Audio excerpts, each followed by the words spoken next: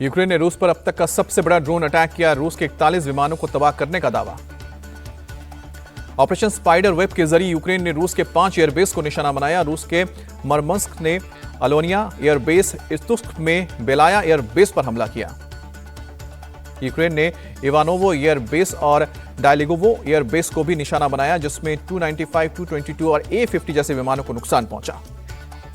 Report के मुताबिक Ukraine की सुरक्षा एजेंसी SBU ने इस हमले को अंजाम दिया, जिसमें FPV यानी कि फर्स्ट पर्सन व्यू ड्रोन्स का इस्तेमाल हुआ।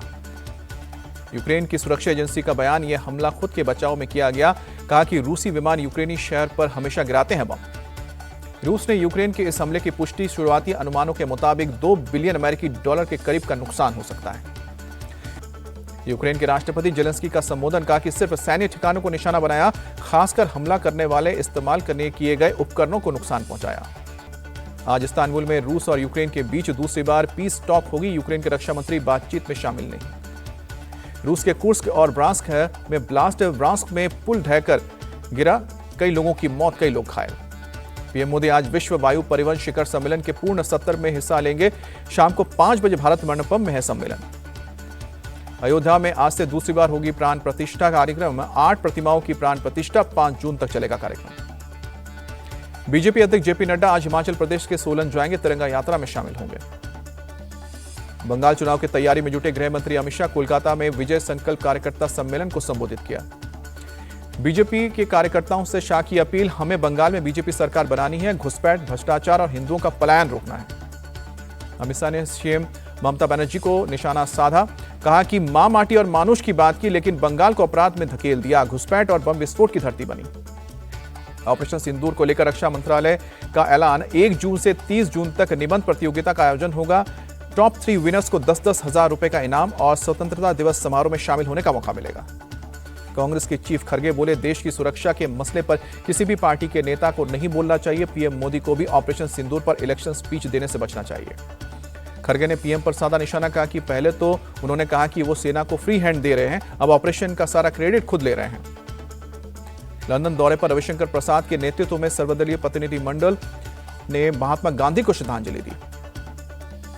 दिल्ली में रोटरी डिस्ट्रिक्ट असेंबली सेशन का आयोजन, इंडिया टीवी के चेयरमैन और editor in chief Rajat Sharma बतौर चीफ गेस्ट शामिल हुए।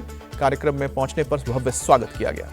कार्यक्रम में इंडिया टीवी के चेयरमैन रजत शर्मा ने सेना के शौर्य को लेकर सलाम किया। कहा कि देश के जाबाज जवानों ने दुनिया को संदेश दिया, भारत अब डरता नहीं है, घर में घुसकर मारता है। रजत शर्मा ने कहा, 26/11 के वक्त आपकी अदालत में आए थे नरेंद्र मोदी, मैंने पूछा था आप फैसला लेते तो क्या जवाब देता, तो उन्होंने कहा था कि पाकिस्तान को उसी की भाषा में जवाब देता। आज पीएम मोदी ने वही करके दिखाया। स्वामी चिदानंद सरस्वती से अपनी प्रशंसा सुनकर भावुक हुई सीएम रेखा गुप्ता। चिदानंद सरस्वती ने कहा कि सीएम रेखा बदलाव की एक नई रेखा खींच रही हैं। गंगा में स्नान करने पर बोली सीएम रेखा गुप्ता, ऐसा लगा मां गंगा ने मुझ में नई ऊर्जा भर दी, यमुना की सफाई के लिए प्रेरित करने के लिए बुलाया है। देवी अहिल्याबाई होलकर की 300वीं जयंती पर आगरा में प्रोग्राम आयोजित, उपराष्ट्रपति धनखड़ और सीएम योगी शामिल हुए। पूर्वोत्तर के राज्यों में भारी बारिश के चलते भीषण तबाही, बाढ़, बारिश और लैंडस्लाइड से 26 लोगों की मौत। असम में आज भी भारी बारिश का अलर्ट, गुवाहाटी और श्रीभूमि जिले समेत असम के 17 जिलों में बाढ़ जैसे हालात। असम के माजुली और नीमती में भी सर्विस सस्पेंड की गई फेरी की। ब्रह्मपुत्र नदी में जलस्तर बढ़ने के बाद फैसला। मणिपुर में पिछले 2 दिनों से बाढ़, बारिश और लैंडस्लाइड से 3000 से ज्यादा लोग प्रभावित हुए हैं, 800 से ज्यादा घर तबाह हुए हैं। असम के उत्तर लखीमपुर में मूसलाधार बारिश के बाद बिगड़े हालात, कई इलाकों में बाढ़ जैसे हालात बने। भारी बारिश के चलते इम्फाल के कई इलाकों में बाढ़ जैसे हालात बने। ड्रोन कैमरे से बर्बादी की तस्वीर सामने आई। त्रिपुरा के मुख्यमंत्री मानिक साहा ने अगरतला में बाढ़ प्रभावित इलाकों का दौरा किया, अधिकारियों से हालात की जानकारी ली।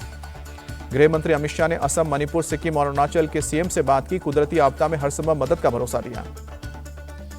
मई में जीएसटी कलेक्शन 16.4% बढ़कर 2.01 लाख करोड़ रुपए तक पहुंचा, सरकार ने जारी किया आंकड़ा।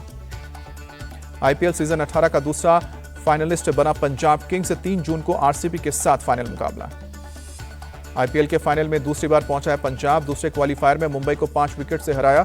लीग मैचों में टॉप पर थी पंजाब की टीम, पहले क्वालीफायर में आरसीबी ने दी थी करारी शिकस्त। पंजाब और बेंगलुरु आईपीएल चैंपियन बनने को लेकर बेचैन, दोनों टीमें अब तक आईपीएल खिताब से 1 कदम की दूरी पर। बेंगलुरु चौथी बार पहुंचा है और आईपीएल के फाइनल में। बेंगलुरु और पंजाब आईपीएल में बराबरी की टक्कर के साथ उतरेंगे। दोनों टीमों का अब तक 36 बार मुकाबला हुआ है। बेंगलुरु ने 18 और पंजाब ने भी 18 बार मैच जीते हैं। पंजाब ने टॉस जीतकर मुंबई को दिया बल्लेबाजी का न्योता। मुंबई इंडियंस ने 6 विकेट खोकर 203 रन बनाए। पंजाब ने 19वें ओवर में 207 रन बनाकर जीत हासिल की। पंजाब की जीत के हीरो रहे श्रेयस अय्यर ने खेली कैप्टन की पारी। श्रेयस ने 41 गेंद में नाबाद 87 रनों की पारी खेली।